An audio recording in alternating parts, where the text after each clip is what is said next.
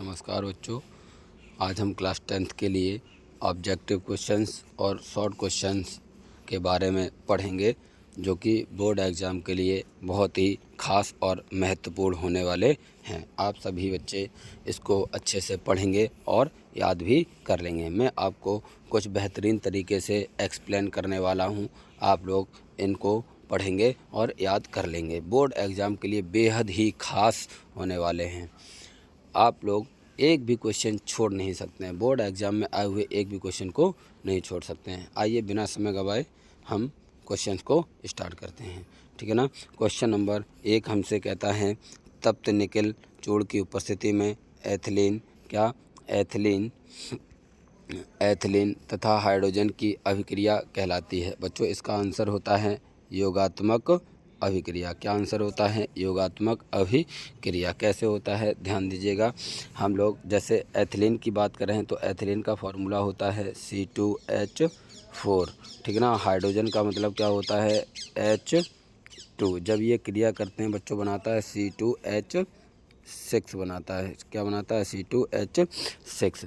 तो योगात्मक अपक्रिया की डेफिनेशन होती है जब दो अभिकारक या दो से अधिक अभिकारक परस्पर संयुक्त होकर जुड़कर मिल करके एक प्रकार का ही क्या बनाते हैं? उत्पाद का निर्माण करते हैं, तो इसे हम योगात्मक अपक्रिया कहते हैं। तो योगात्मक अपक्रिया की डेफिनेशन क्या होती है? जब दो या दो से अधिक अभिकारक परस्पर संयुक्त होकर या जुड़कर या मिल करके एक उत्पाद का निर्माण करते हैं, तो इसे हम क्या कहते हैं? योगात्मक अपक्रिया कहते हैं। तो आंसर हमारा क्या है? योगात्मक अपक्रिया। आगे देखते हैं क्वेश्चन नंबर 2 पे। किस पे बात करेंगे? क्वेश्चन नंबर 2 पे बात करने वाले हैं। किस पर बात करेंगे? Question number 2। लेड नाइट्रेट का रासायनिक सूत्र है। तो कैसे सूत्र को बनाया जाता है? लेड का बच्चों मतलब होता है Pb+2। नाइट्रेट का मतलब है NO3-1, ठीक है ना। सूत्र बनाने के लिए बहुत ही सरल आसान तरीका है कि इसके आवेश को इसके नीचे और इसके आवेश को इसके नीचे लिख देना है, और धन आयन को सबसे पहले लिखना है। धन आयन को सबसे पहले लिखना है। क्या लिखेंगे? PbNO3, ठीक है ना। तो Pb के नीचे हमें क्या लिखना है? 1 ऋण। नमस्ते। NO3 का आवेश कितना है? 1 है, तो एक आवेश को Pb के नीचे लिख देंगे। क्या कर देंगे? 1 को लिख देंगे, ठीक है ना। चूँकि सूत्रों में हम लोग 1 को लिखते नहीं हैं। संख्या अगर 1 होती है तो उसे हम लिखते नहीं, तो 1 को हटा देंगे, ठीक है ना। और NO3 के नीचे कितना लिखना है? 2 लिखना है। तो NO3 का होल ट्वाइस हो गया। तो फार्मूला हमारा बनकर तैयार होता है PbNO3 का होल ट्वाइस। PbNO3 का होल ट्वाइस। तो हमारा आंसर यही है, PbNO3 का होल ट्वाइस, ठीक है ना। तो आंसर हमारा क्या हुआ? PbNO3 का होल ट्वाइस, ठीक है ना। PbNO3 का होल ट्वाइस। अब हम क्वेश्चन नंबर 3 पे बात करते हैं। क्या करते हैं? क्वेश्चन नंबर 3 पे बात करते हैं। क्वेश्चन नंबर 3 हमसे कहता है, जल के वैद्युत अपघटन में, किसमें? वैद्युत अपघटन में मुक्त हुई हाइड्रोजन तथा ऑक्सीजन का मोलर अनुपात है। जल के वैद्युत अपघटन में मुक्त हुई हाइड्रोजन और ऑक्सीजन का मोलर अनुपात है। तो आंसर हमारा होता है 2:1। क्या होता है? 2:1। कैसे होता है देखते हैं, ध्यान दीजिएगा। क्या होता है? जल का फॉर्मूला होता है H2O। क्या होता है फॉर्मूला? H2O। अपघटन कराएंगे तो ये 2 भागों में टूटेगा। किस में टूटता है? H2 में और O2 में। तो हमसे यही पूछा गया है, ऑक्सीजन और हाइड्रोजन का मोलर अनुपात कितना है। रिएक्शन बच्चों बैलेंस नहीं है, तो हम यहाँ पर 2 लगा देंगे, यहाँ पर भी 2 लगा देंगे, बैलेंस हो गई। अब इस तरफ जो हाइड्रोजन है और ऑक्सीजन, इसका अनुपात कितना? हाइड्रोजन कितने में है? 2। ऑक्सीजन कितना है? 1। तो अनुपात हुआ 2:1, जो कि हमारा आंसर है, ठीक है ना। तो बताओ, अगर हम कहें कि जल के वैद्युत अपघटन में मुक्त हुई हाइड्रोजन और ऑक्सीजन का मोलर अनुपात है तो कितना है? 2:1। बताओ, जल के वैद्युत अपघटन में मुक्त हुई हाइड्रोजन का और ऑक्सीजन का मोलर अनुपात कितना है? 2:1 है। आइए हम क्वेश्चन नंबर अगला देखते हैं, ठीक है ना। क्वेश्चन नंबर अगला देखेंगे। क्वेश्चन नंबर 4 देखेंगे। क्वेश्चन नंबर 4 देखेंगे। क्वेश्चन नंबर 4 क्या कहता है? तेल के नमूने को, किसको? तेल के नमूने को लंबे समय तक ताज़ा रखने के लिए कौन सी गैस मिलाई जाती है या कौन सी गैस प्रयोग की जाती है। बच्चों ध्यान रखना है, खाद्य पदार्थों को सुरक्षित और ताज़ा बनाए रखने के लिए कुछ गैसों का प्रयोग किया जाता है। वो गैसें काम क्या करती हैं कि उस पदार्थ का ऑक्सीकरण नहीं होने देती हैं, उस पदार्थ का ऑक्सीकरण नहीं होने देती हैं। यदि ऑक्सीकरण हो जाएगा तो वह खाद्य पदार्थ खराब हो जाएगा, खाने योग्य नहीं रहेगा, खाने योग्य नहीं रहेगा। तो ऐसे इससे बचाने के लिए हम लोग हल्की गैसों का प्रयोग करते हैं। तो हमारा आंसर होगा बच्चों कौन सा, हीलियम और नाइट्रोजन। आपने और भी उदाहरण पढ़े होंगे, विकृत गंधता, इसी प्रोसेस को हम क्या कहते हैं, विकृत गंधता कहते हैं। खाद्य पदार्थों को लंबे समय तक सुरक्षित रखने के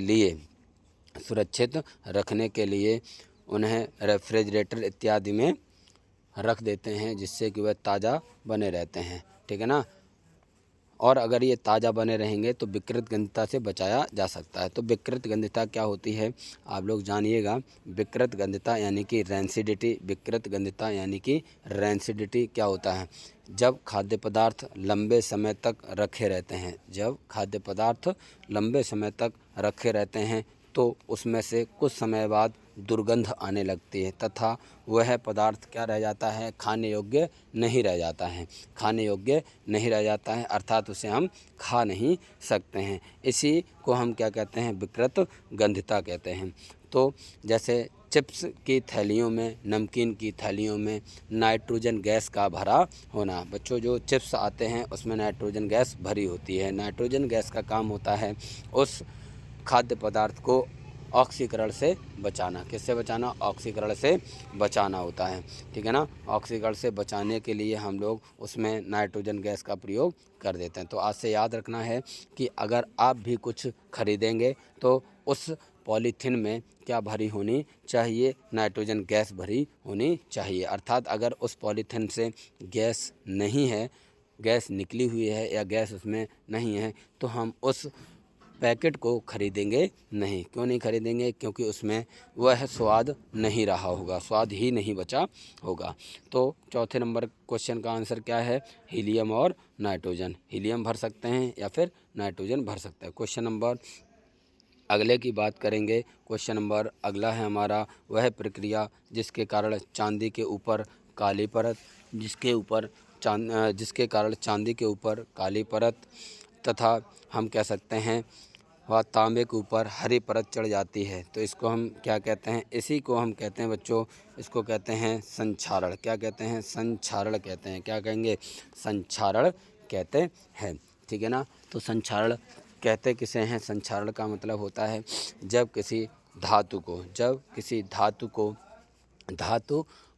कोई धातु किसके संपर्क में आ जाती है, वायु या नमी के संपर्क में आती है तो वह कैसे हो जाती है, धीरे धीरे नष्ट होने लगती है, खराब होने लगती है, अर्थात संक्षारित होने लगती है। इसी क्रिया को हम क्या कहते हैं, संक्षारण कहते हैं। जैसे लोहे में जंग लगना है, ठीक है ना, चांदी के ऊपर काली परत का चढ़ना होता है, तांबे के ऊपर हरी परत का चढ़ना होता है। ये सब किसी के उदाहरण होते हैं, संक्षारण के उदाहरण होते हैं। किसके उदाहरण होते हैं, संक्षारण के उदाहरण होते हैं, ठीक है ना।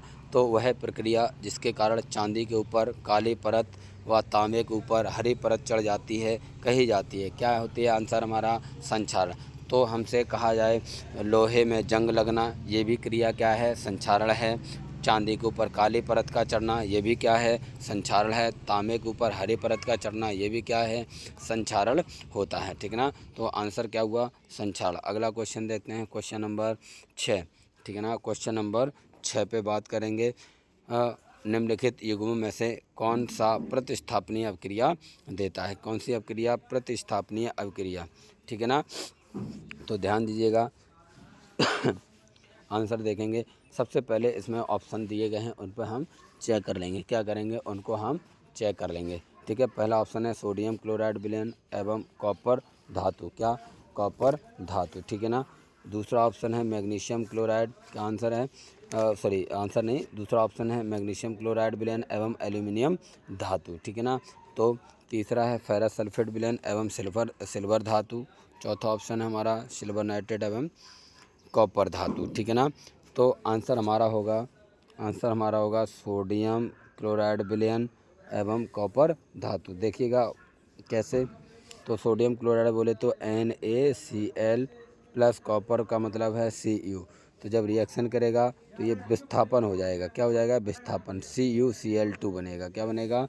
CuCl2 बनेगा प्लस Na अलग हो जाएगा। ठीक है ना। 2Cl करने के लिए यहाँ पर 2 लगा देंगे, Na के लिए यहाँ पर भी Na लगा देंगे। ये हो जाएगी हमारी क्रिया। ठीक है ना। अगला क्वेश्चन देखते हैं। जब कॉपर सल्फेट विलयन में लोहे का टुकड़ा डालते हैं, क्या करते हैं? क्वेश्चन नंबर 2 में कि जब कॉपर सल्फेट के विलयन में लोहे का टुकड़ा डालते हैं तो कॉपर व फेरस सल्फेट बनते हैं। तो कॉपर व फेरस सल्फेट बनते हैं। यह अभिक्रिया कहलाती है। बच्चों इसी अभिक्रिया को अभी मैंने बताया था। कॉपर सल्फेट का मतलब क्या है बच्चों? मैं रिएक्शन करता हूँ। कॉपर सल्फेट का मतलब है CuSO4। इसमें लोहे के टुकड़ा का मतलब Fe डालते हैं तो कॉपर व फेरस सल्फेट बनता है। कॉपर बोले तो Cu, ठीक है ना, और फेरस सल्फेट का मतलब FeSO4। तो अभी मैंने बोला था विस्थापन अभिक्रिया। तो जब किसी यौगिक के अणु में से किसी परमाणु या परमाणुओं के समूह के स्थान पर कोई दूसरा परमाणु या परमाणुओं का समूह आ जाता है तो इसे हम क्या कहते हैं? प्रतिस्थापन या विस्थापन अभिक्रिया कहते हैं। ठीक है ना। तो अगला क्वेश्चन देखते हैं, क्वेश्चन नंबर 8। ठीक है ना। Question number 8। अमोनियम क्लोराइड को अमोनियम क्लोराइड को गर्म करने पर NH3 व HCl गैसें बनती हैं जो ठंडा करने पर पुनः अमोनियम क्लोराइड बनाती हैं। यह अभिक्रिया कहलाती है। इसको कहते हैं बच्चों ऊष्मीय वियोजन। बच्चों ध्यान रखना है, ये मैं रिएक्शन करता हूँ, ध्यान दीजिएगा। क्या कह रहा है? अमोनियम क्लोराइड बोले तो NH4Cl क्या कह रहा है? गर्म करेंगे। तो गर्म कर दिया हमने, क्या कर दिया? गर्म किया। तो गर्म करने पर ये क्या दे रहा है? NH3 और देता है HCl। ठीक है ना। क्या देता है? HCl। फिर कहा कि इसको अब हम ठंडा करेंगे। इसी प्रक्रिया को अब उल्टा कर देंगे। तो यहाँ पर क्या कर दिया? ठंडा किया। ठीक है ना। क्या किया? ठंडा कर देंगे। तो ठंडा करेंगे तो कह रहा है पुनः फिर से यही बन जाता है। ठीक है ना। तो ये उत्क्रमणीय अभिक्रिया हो गई। क्या हो गई? उत्क्रमणीय अभिक्रिया, जो अग्र दिशा में भी होती है और पश्चिम दिशा में भी होती है। किस में होती है? अग्र दिशा में भी होती है और पश्चिम दिशा में भी होती है। इस अभिक्रिया को कहते हैं वियोजन अभिक्रिया। क्या कहते हैं? वियोजन अभिक्रिया कहते हैं। तो अब ये किस प्रकार का वियोजन है बच्चों? ऊष्मा देके इसको गर्म किया गया, स्टार्ट किया गया था और ठंडा करके इसको पुनः रिवर्स में किया गया। तो ये ऊष्मीय वियोजन हो गया। कौन हो गया? ऊष्मीय वियोजन। वियोजन तो है, किस प्रकार का वियोजन है? ऊष्मीय वियोजन। प्रतिस्थापन नहीं होगा। ठीक है ना। ऊष्मीय वियोजन होगा। ठीक है ना। आंसर क्या होगा? ऊष्मीय वियोजन। अगला क्वेश्चन पढ़ते हैं, क्वेश्चन नंबर 2। क्वेश्चन नंबर 2 कह रहा है कि निम्नलिखित अभिक्रिया में कौन अभिक्रिया है वह उत्क्रमणीय नहीं है। क्या नहीं है? उत्क्रमणीय नहीं है। उत्क्रमणीय का मतलब बच्चों ध्यान से देखना है कि उत्क्रमणीय के लिए साइन यूँ होना चाहिए। पहचानने का केवल एक ही तरीका है। क्या? पहचानने का केवल एक ही तरीका है, इस तरह का साइन लगा होना चाहिए। ठीक है ना। और अगर इस तरह का साइन नहीं लगा है तो हम कह सकते हैं वह उत्क्रमणीय अभिक्रिया नहीं है। ठीक है। उत्क्रमणीय अभिक्रिया नहीं है। तो आप देख सकते हैं इस अभिक्रिया में भी लगा है, इस अभिक्रिया में भी लगा है। ठीक है ना। इस अभिक्रिया में भी लगा है। तो इसका मतलब ये तीनों की तीनों क्या हैं? उत्क्रमणीय अभिक्रियाएं हैं। हमसे पूछा गया नहीं है। नहीं का मतलब चौथा ऑप्शन है जिसमें हमें केवल सिंगल तीर लगा हुआ है। इस प्रकार की अभिक्रियाओं को हम उत्क्रमणीय अभिक्रियाएं नहीं कह के बल्कि अनुत्क्रमणीय अभिक्रियाएं कहते हैं। क्या कहते हैं? अनुत्क्रमणीय अभिक्रियाएं कहते हैं। तो यही हमसे पूछा गया था। ठीक है ना। तो आंसर हमारा क्या होगा? डी। ठीक है। अगला है क्वेश्चन नंबर 10। क्या है? क्वेश्चन नंबर 10 ध्यान दीजिएगा। निम्नलिखित में उभय अपघटन अभिक्रिया है। निम्न में कौन सी उभय अपघटन अभिक्रिया है? क्या है? उभय अपघटन अभिक्रिया है। उभय अपघटन अभिक्रिया का मतलब बच्चों है या द्विविस्थापन अभिक्रिया कैसे कह सकते हैं, या उभय अपघटन अभिक्रिया कह सकते हैं। और उभय अपघटन या द्विविस्थापन अभिक्रियाओं में क्या परिभाषा क्या होती है? जब अभिक्रियाएं आयनों की अदला बदली से पूर्ण हो जाती हैं तो ऐसी अभिक्रियाओं को उभय अपघटन अभिक्रियाएं या द्विविस्थापन अभिक्रियाएं कहलाती हैं। बच्चों इसमें आप देख सकते हैं, इसमें अदला बदली हो रही है। ठीक है ना। क्या हो रही है? अदला बदली। ठीक है ना। BaSO4 के पास जा रहा है और NaCl के पास आ रहा है। यहाँ पर देख सकते हैं इधर एक्सचेंज होता है। तो ये अभिक्रिया क्या है? उभय अपघटन अभिक्रिया है। ठीक है ना। आंसर ध्यान दीजिएगा। अगला क्वेश्चन है हमारा, निम्न में से कौन सी उभय अपघटन अपक्रिया नहीं है। तो आपको इसमें करना कुछ नहीं है, इसमें केवल एक ही चीज़ देखनी है, किस अपक्रिया में अदला बदली नहीं होती। देखो इनमें तो अदला बदली होती है, पहले ऑप्शन में हमारे में अदला बदली नहीं होती है। तो ये कैसा है, कैसा है, कैसा है ये, इस वाले में अभी अभी मैंने रिएक्शन पढ़ाई थी ऊष्मीय वियोजन, इस प्रकार की अपक्रिया पूरी अभी पढ़ाई थी, ऊष्मीय वियोजन पढ़ाई थी, ठीक है ना। क्या पढ़ाई थी, ऊष्मीय वियोजन पढ़ाई थी। तो आंसर हमारा क्या हो गया, ए NH4Cl एरो NH3 + HCl, ठीक है ना, HCl। अगला क्वेश्चन देखते हैं हम लोग, क्वेश्चन नंबर 12, ठीक है ना, क्वेश्चन नंबर 12, ठीक है ना, क्वेश्चन नंबर 12 ध्यान दीजिएगा। CuSO4 विलयन में Zn का टुकड़ा डालने पर विलयन रंगहीन हो जाता है। आंसर देखेंगे, क्या कह रहा है कि CuSO4 है, इसमें Zn का टुकड़ा डालेंगे तो वह रंगहीन हो जाता है, अर्थात रंगहीन हो जाता है, इसका मतलब क्रिया हो जाती है। तो क्या होती है, ZnSO4 + Cu हो जाता है। तो आपने देखा था ये अपक्रिया किस प्रकार की है, प्रतिस्थापन अपक्रिया। तो आंसर भी हमारा क्या होगा, प्रतिस्थापन अभिक्रिया, ठीक है ना। अब मिलते हैं हम लोग आगे क्लास में कल, ठीक है ना, नमस्कार।